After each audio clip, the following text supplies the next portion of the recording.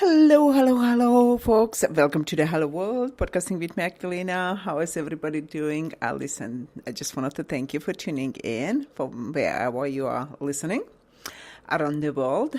And for the new listeners, I just wanted to let you know my podcasting is about personal growth, development, figuring out what the heck is going on, using actually astrology on the for the personal base and also as a collective, and using astrology as a GPS to guide us, what's really going on, give us ideas, and also helping you to see in your own chart what's really going on. And by now, for those who are listening for quite a bit about my channel, we know that we are going through the major transformation, and there are no many buts about. It is almost either we go through the transformation or the humanity is actually in the question of survival. We've been here many times, as they say, and there have been challenges, so we didn't make it. And I hope that this time it will end up to be a better scenario, even though we are facing incredible obstacles on the road through the transformation, and we've been challenged from many aspects. And it is exhausting sometimes, no doubt about that. And for those who are doing this for long run, I understand that it becomes journey. It's not even a destination. Because if we are seeing this as a journey, what it really helps us, to take the burden. It's not that, totally taking away, but to understand it is just part of life. And so we do not necessarily want to rush because we are really asked to integrate so many aspects, what we've been neglecting.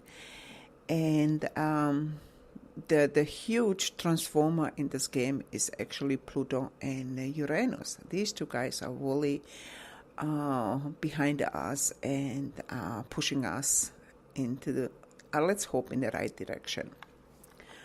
So what I was looking forward today to kind of talk more about the Pluto and the role in our chart and in this transformation, and also the Venus, Lady Venus, who is right now retrograde in Scorpio. So she is not necessarily a nice and smooth and cheerful lady. She's really putting her foot down and just look like, you listen to me, there's no buts about. And actually Pluto just went recently forward, or direct, we would say, in astrology, which is actually pleasant experience. But another thing, what it really kind of puts another pressure on us is actually Chiron, who went from Aries back into the Pisces. So it tipped the toes a little, into the Aries energy to see what's really going on, kind of give us just the idea. And now it's back into the Pisces. So there's more healing to do, or more research to do, more wounded healing, bring to the surface, heal our wounds that are still hidden. And actually, the Pluto is another, I think, mythological god that is coming also, I would say, what my personal experience is that it's coming from the underworld, and even more coming from the subconscious aspect of ourselves, meaning that our subconscious is really, really actually ruling our lives on so many levels, even though it's very difficult even to detect sometimes that is coming from the subconscious aspect. So it would be kind of interesting for you to figure out where your Pluto is original, what house, and what sign. But right now, the Pluto is actually in Capricorn. And Capricorn is a very interesting sign, meaning Capricorn is one of the strongest signs in the astrology because it has the strength, endurance, and Capricorn can go all the way, to climb the mountains, meaning going to the higher aspects, creating a bigger horizon so that we can actually see the bigger picture. And when Capricorn comes down, it brings us the revelation and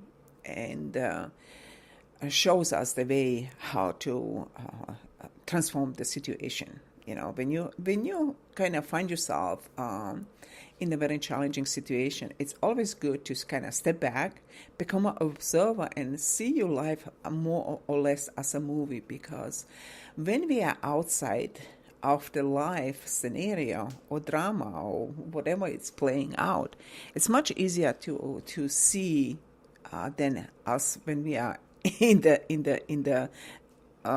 picture, when we are playing the scenario.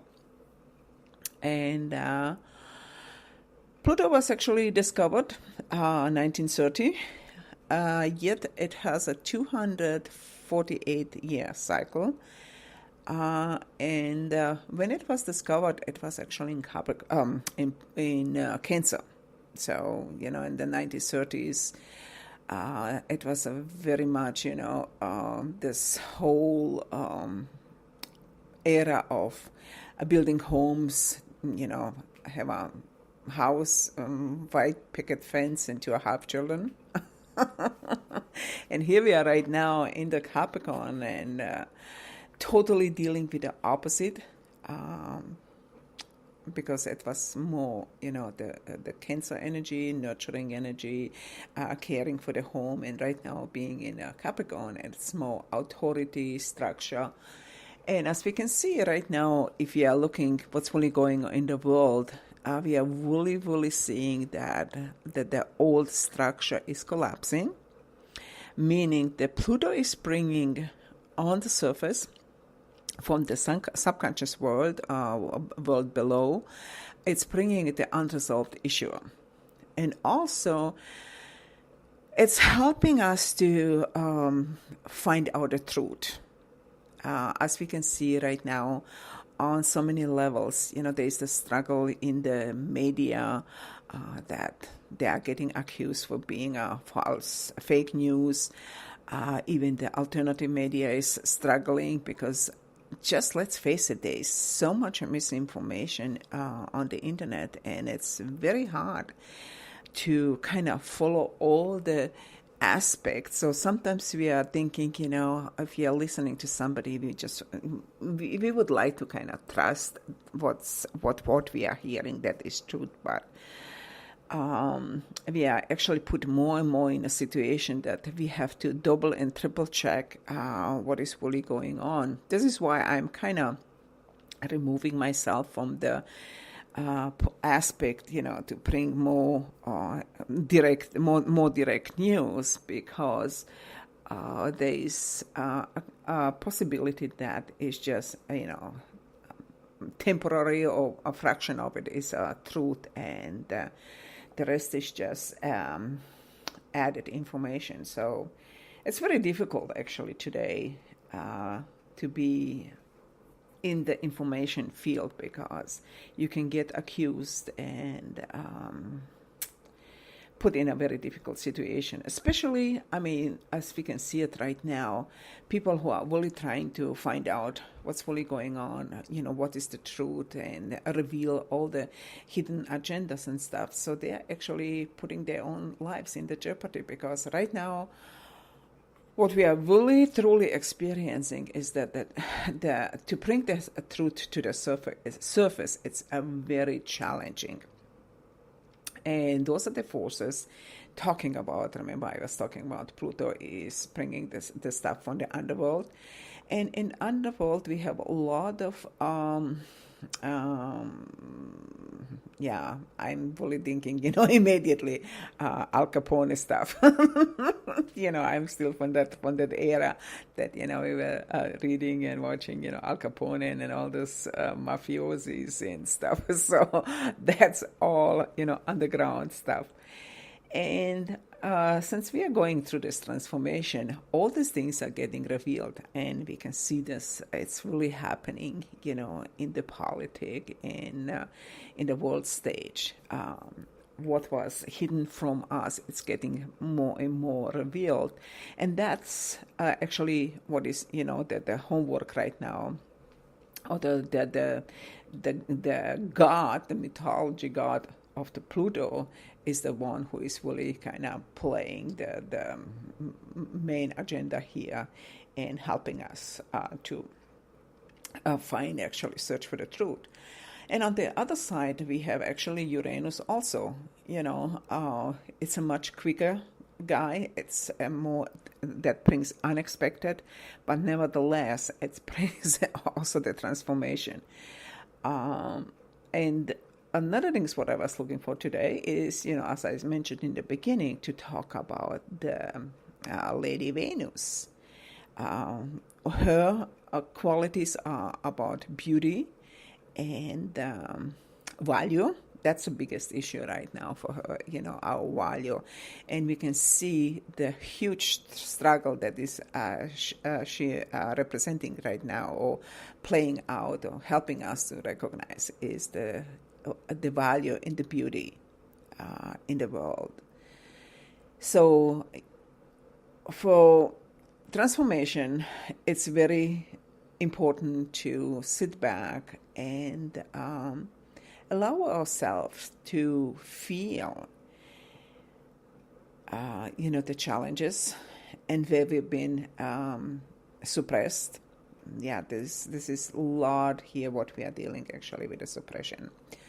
I am kind of stunned, and I actually almost feel sorry for the younger generation that they are right now very, very much kind of directed into the direction of technology, and disconnecting more and more from the personal feelings, about the beauty, especially to the nature and the beauty in our lives. They are getting pretty much overwhelmed with the pressure of performing, and there's not much time left over for general connection, getting disconnected, from the technology, and spend more time connecting ourselves to the nature. I've been kind of watching it right now for a couple of months. I'm getting this a deep sensation that everything is so much geared towards the technology. I mean, as I was flying for my vacation to Europe recently, I was kind of watching few movies on the plane, and I kind of like sci fiction and futuristic movies. And what it really struck me that most of them were geared towards disasters. So the question becomes: are we getting programmed, to accept what we may face in the future? So, or getting prepared actually. And what was amazing to me that it was all about technology. And we can see it in the last couple of years is that we are facing such a huge